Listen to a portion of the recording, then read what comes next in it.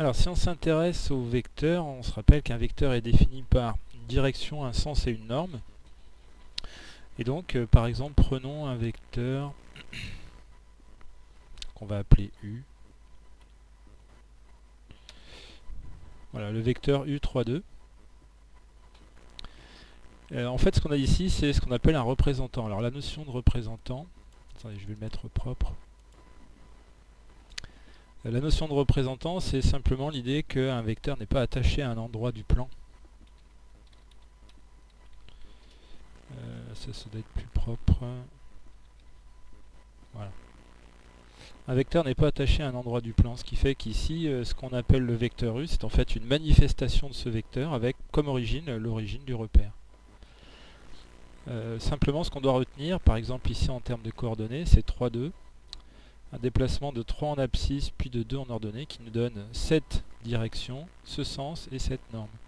Alors on peut aller tout de suite vers la norme, parce que c'est la plus facile à comprendre, c'est la longueur du segment formé par les deux extrémités du vecteur. Par contre, direction et sens, c'est un peu plus embêtant. On va en reparler un dernier coup, mais... alors par contre, je voudrais écrire plus gros, parce que je suis pas sûr que ce soit très grand. Voilà. Maintenant, ce vecteur, je peux aussi le dessiner à partir d'un point, par exemple le point A, de coordonnées 5, 3. Et je peux lui attacher le vecteur qu'on va appeler U'.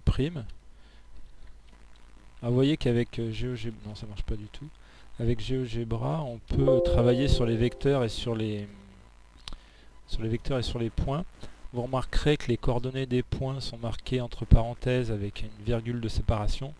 Normalement, c'est un point-virgule.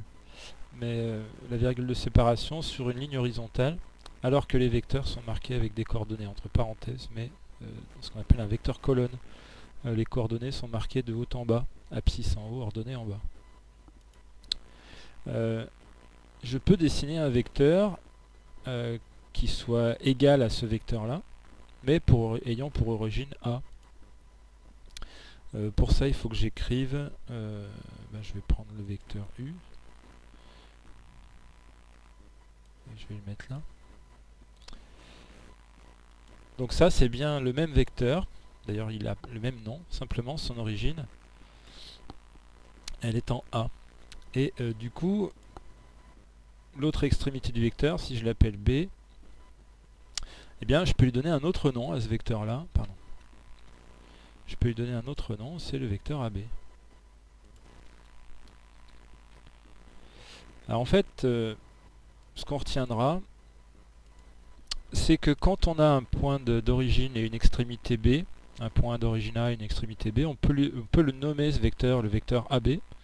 Ce qui fait qu'ici on a en majuscule les deux points qui forment le segment correspondant à ce vecteur. Quand on a la lettre minuscule, c'est qu'on se fiche de l'origine et de l'extrémité et que généralement c'est un nom générique pour un vecteur qui lui sera représenté sous différentes formes. Donc je peux avoir à nouveau le vecteur U, c'est pas pratique. On va l'enlever celui-là. On peut avoir le vecteur U qui se manifeste donc en n'importe quel point du... Pourquoi ça ne veut pas fonctionner? Le vecteur U qui se manifeste en différents points.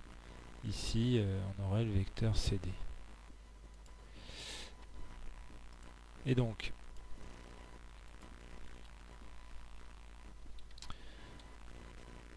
ici, pour revenir à la notion donc, de représentant, les vecteurs AB, les vecteurs CD et même la manifestation du vecteur U ici, ce sont tous des représentants d'un seul et même vecteur qui a pour coordonnées à chaque fois donc 3, 2, 3 abscisses, 2 ordonnées.